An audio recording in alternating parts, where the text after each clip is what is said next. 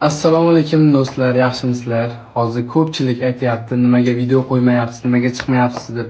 To'g'ri sizlarga aytgim kelmagandi, lekin do'stlar, men 6 kundan beri belim qattiq ushlab qoldi. Sababi shu qanaqadir kasallik ekan. Hozir davolash uchun Toshkentga keldim. Ko'rib o'zlaringiz nima qilinglar, xullas do'stlar, mana shu orqam og'rib, yonmachasiga biroq og'riyapti. Qaranglar, nimalar bo'lib ketganligi. Ko'rib qo'rqib ketmanglar, lekin ko'rsatishga majburman.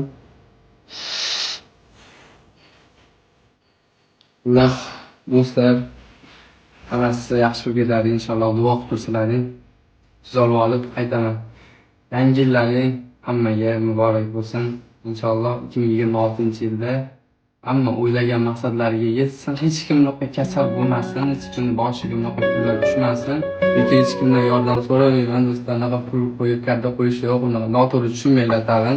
Aytaman, o'zlaringiz ko'ringlar, mana Solijonov Nodirbek.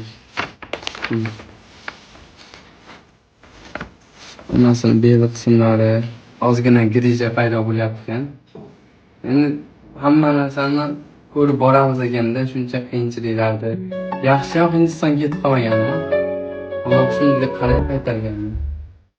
O'zimni vatanimda shu ko'rgiliklar bo'lyapti. O'zim vatanim davolayapti. Davolaydi boshqa. O'zim harakat qilaman. Allohim kuch berasizlar, duo qilsalaring bo'ladi.